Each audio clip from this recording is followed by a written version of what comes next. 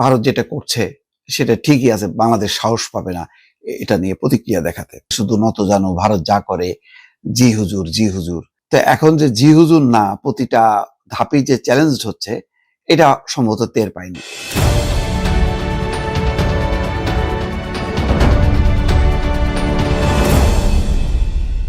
আসসালামু আলাইকুম। আজকে যেই খবরটা সকালবেলায় ক্লিক করলাম, প্রথম আলোর প্রথম শিরোনামটা দেখেন যে মুস্তাফিজকে নিয়ে রাজনীতির ধাক্কা বিশ্বকাপে। এক মুস্তাফিজ ইস্যুতে ভারত যে কাণ্ড করলো, তাতে পুরো বিশ্বকাপই এলোমেলো হয়ে গেল। কারণ বাংলাদেশ প্রতিক্রিয়া দেখিয়েছে। ভারত হয়তো ভাবছিল যে আহ, ভারত যেটা করছে সেটা ঠিকই আছে, বাংলাদেশ সাহস পাবে না এটা নিয়ে প্রতিক্রিয়া দেখাতে, চুপচাপ থাকবে। মানে হয়েছে কি, 15 বছর ধরে তো তারা একভাবে দেখছে যে শুধু নত জানো ভারত যা করে, জি হুজুর জি হুজুর। তো এখন যে জি হুজুর না, প্রতিটা ধাপেই যে চ্যালেঞ্জ হচ্ছে, এটা সম্ভবত টের পায়নি। আর ভারতে উগ্রবাদিতা এখন এমন পর্যায়ে যে তারা যেভাবে বিজেপি সরকারকে চালায় সেভাবেই তারা চলে, যার প্রভাবে তারা মনে করলো যে একটা হিরো হয়ে যাবে। যেমন মুস্তাফিজকে বাদ দেওয়ার পরে ভারতের সাম্প্রদায়িক সংগঠনগুলি বলল যে এটা ভারতের বিজয়। তো এই বিজয় তো ঠিক আছে, এরপরে যে টি-20 ওয়ার্ল্ড কাপ আছে, এটা তো তাদের খেয়াল নেই। মনে করছে এক মুস্তাফিজকে ঠেলে দিয়ে বিজিবি মনে করছে তার ভোটের বাক্সটা আরো শক্ত করবে, কিন্তু এটা যে আর একটা জায়গায় প্রতিক্রিয়া হবে সেটা সম্ভবত টের পায়নি। সেই কারণেই আহ, মানে এটা খুবই যথার্থ একটা শিরোনাম যে মুস্তাফিজকে নিয়ে রাজনীতির ধাক্কা বিশ্বকাপে। কালকে একটা কন্টেন্ট শুনছিলাম, খুব চমৎকার বলছে যে ভারত, তাদের দুইটা জিনিস সারা বিশ্বে খুব জনপ্রিয়। একটা হচ্ছে ক্রিকেট, আর একটা হচ্ছে বলিউডের যে সিনেমা, মুভি। তো ধরেন আহ, ভারতের ধর্মেন্দ্র বলেন বা সালমান খান বা শাহরুখ খান, অথবা যে কোনো ক্যাটরিনা কাইফ বলেন, প্রত্যেকটা যে মানে অভিনেতা সারা বিশ্বে তাদের দলমত নির্বিশেষে তাদের ভক্তরা আছে, তো ভালোবাসে।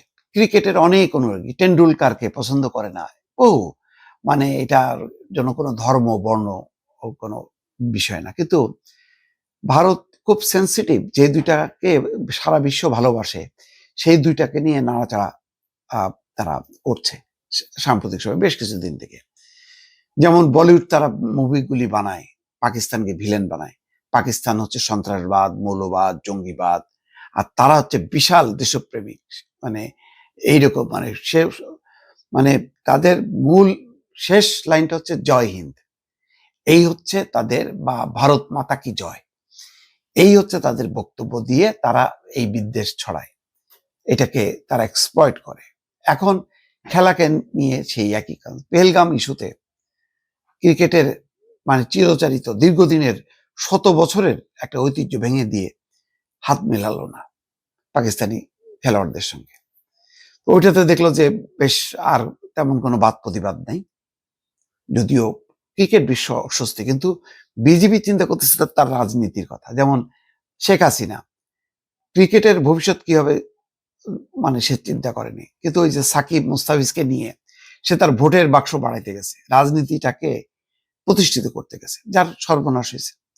ভারত সেই একই খেসারত দিচ্ছে। এখন মুস্তাফিজকে বাদ দিল উগ্রবাদীদের প্রভাবে, এবং মানে 9,20,00,000 রুপিতে চুক্তিবদ্ধ মুস্তাফিজকে বাদ দিতে বাধ্য হলো ভারতীয় ক্রিকেট বোর্ড।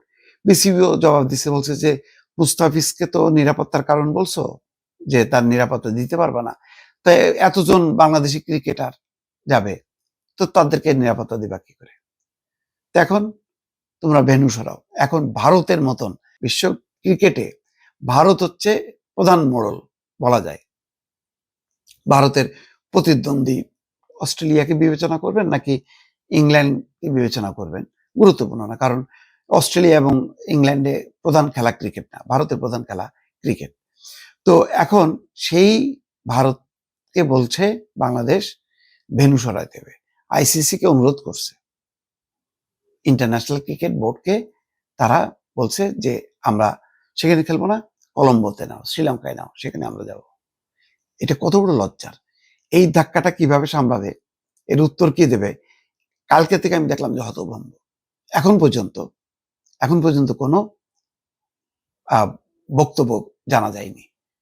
দেখা যাক কি জবাব দেয় তারা।